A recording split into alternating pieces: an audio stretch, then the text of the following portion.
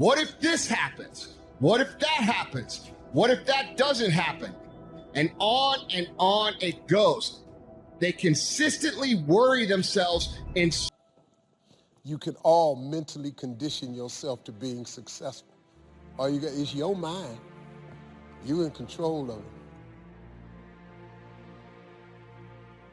it. It's times I felt like giving up.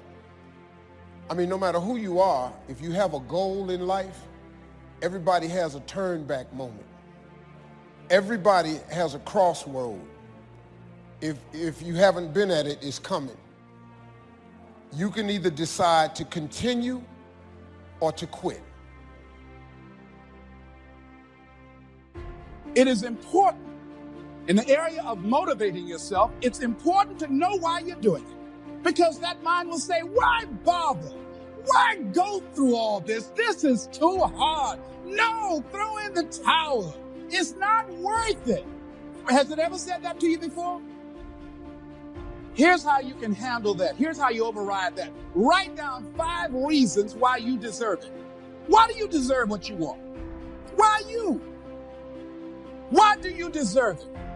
What meaning and value will it bring to your life? What's so different about you that you deserve your goal or this goal? And when you write down those 5 reasons, when you have some down moments, and you're going to have them, when that conversation starts talking to you and it's going to talk to you, what you will do is you can pull that out and read it, and it will build you up. It will be your rod and your staff to comfort you through some challenging moments, because you're going to have some. Life will knock you between the eyes.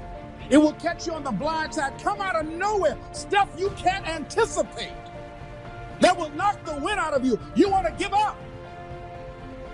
That's why it's important for you to work on yourself, listening to tapes, building yourself up, talking to yourself with power, feeling, and conviction, building yourself up day in and day out. The next thing is that whatever you do, you want to develop technical mastery. You want to be the best at what you do. You want to master it. See, part of self-motivation is you've got to find something that gives you a strong sense of competence. Well, you become known for that. You develop a reputation of being good at doing that. You set some high personal standards for yourself. You're not competing with anybody else. You're just unfolding yourself to be the best person that you could be. That you want to give the best quality service that you can give, because that is a statement about who you are. The other thing that's the key to self-motivation is recognize the fact that you're going to get into some slumps. Recognize the fact that you're going to encounter a great deal of failure in life. It goes with the territory. But in the face of that, you want to be relentless. The next thing is that when you want something out of life, you've got to be willing to go into action. Don't wait around for things to be just right. Don't wait for things to be perfect. Don't wait for the ideal situation. It will never be ideal. There will always be a reason. Well, as soon as the children grow up, as soon as I pay my bills, or as soon as I get my divorce, as soon as I get enough money together, do what you can, where you are with what you have, and never be satisfied. A lot of people never take a chance in life. They don't want to take any chances. They want the situation to be ideal. See, that's not walking by faith. That's walking by sight. If I can see it, I'll do it. No. That's a lot of people say, if I can see it, I'll believe it. No. If you believe it, you can. Happening now, today, is the direct result of your activity, what you did yesterday. Self-reliance is basically counting on yourself. Now, being self-reliant doesn't mean you can't work with others or trust others. Self-reliance means counting on yourself, trusting yourself, being confident with yourself, being responsible to yourself, trusting your own instincts, trusting the conclusions that you have developed from your study of experiences and philosophies, taking the credit that is due you, learning from the mistakes that you have made, being self-reliant. Gestalt psychologists give an example of being self-reliant. They say, that you're responsible for getting caught in the rain. They say that by deciding not to carry an umbrella every day, you have made the decision to endure an occasional drenching.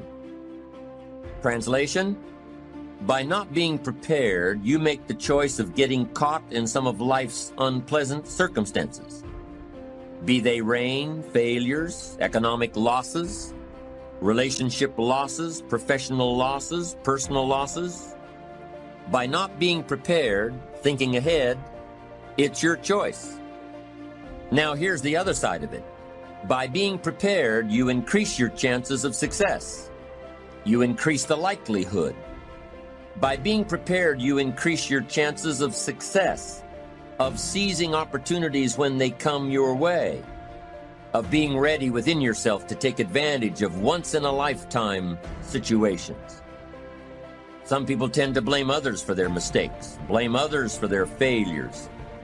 Somebody says, it's not my fault the report isn't done. So-and-so didn't do their part. Of course it's your fault. It's your report too. It's your responsibility to see that everyone you delegated work to does their part. Now, you can't control what others around you do, but it's in your own best self-interest, your enlightened self-interest, that you stay on top of things, especially if it's going to affect your future. You think your boss cares that John didn't do his part?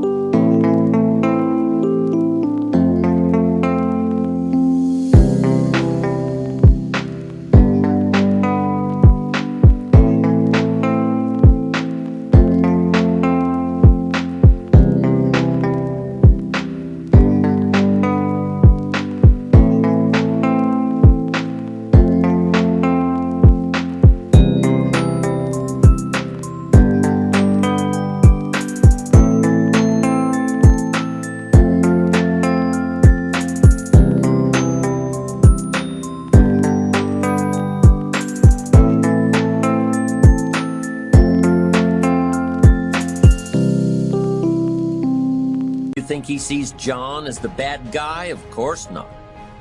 All he sees is that the report isn't done. Bottom line. Be responsible for the things that affect you. You can make sure you're more responsible by checking in with those people who are working with you, the people who make up your team. You can be more responsible by saying, "Hey John, how are you doing with your part? Do you need some help? Can we put somebody else in here to help you finish?" Now, if John consistently doesn't handle his part, you've got to replace John. If he isn't doing his share, you've got to find somebody that will. Or what? It will negatively affect you. You can't wake up in the morning that the project is due hoping and wishing that John has done his part. No, you've got to be responsible because it's going to affect your career too. Now, my approach to my better future very early on in my career was to just go through the day with my fingers crossed. And I used to say something like, "I sure hope things will change for the better." Then here's what I found out. They're not going to change. Somebody says, "Well then, how will my life ever change?" Answer, when you change. When you change, when you get better, it'll get better. If you change, it'll all change. Don't put it on someone else. Hope that someone else will change it for you. Take responsibility for yourself. Take personal responsibility.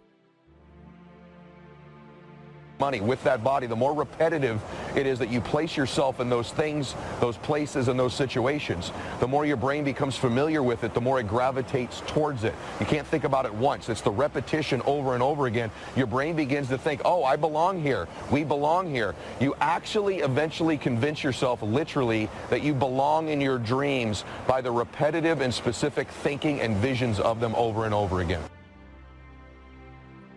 And don't be disturbed because no one else can see it. That's not unusual. That is ordinary. But because you want some different kind of results in your life, you've got to be willing to be unreasonable. If you want unreasonable results in your life, you've got to be willing to be unreasonable.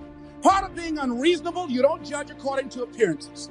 Part of being unreasonable, you can see it because you believe it. Most people won't do that.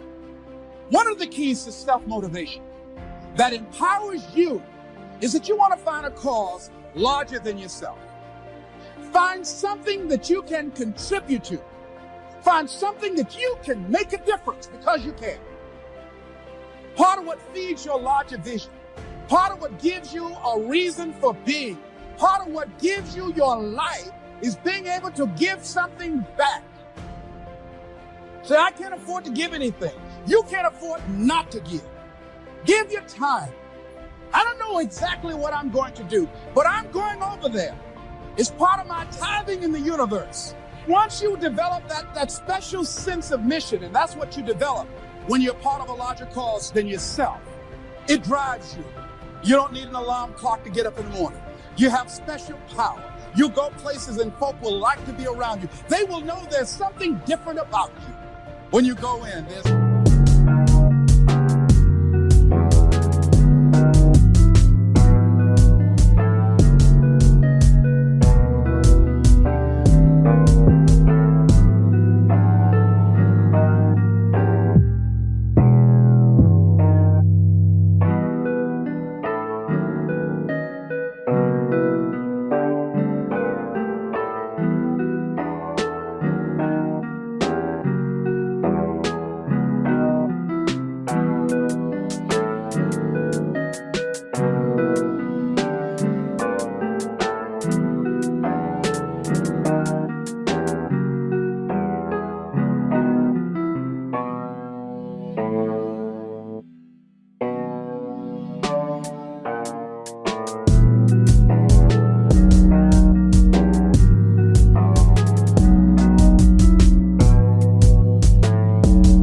say, hey, that's somebody important. I want to know who you are. I just want to be near you.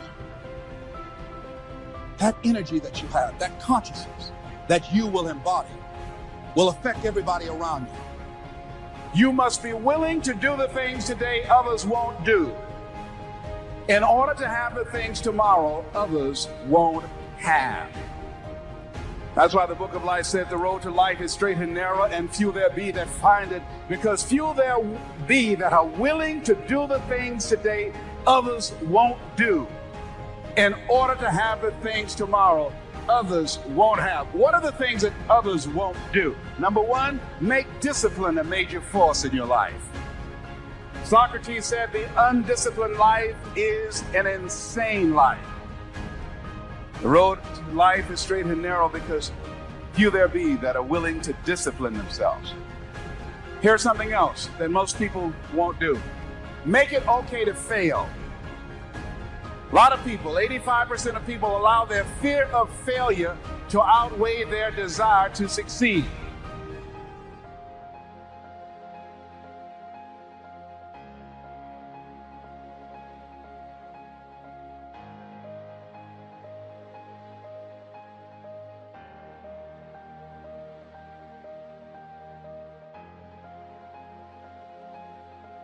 Credit goes to our awesome patrons who make videos like this one possible. Consider joining them to support our work. You can also support us by subscribing to our channel and clicking the bell button to get notified when our new videos are released. And as always, thank you for watching.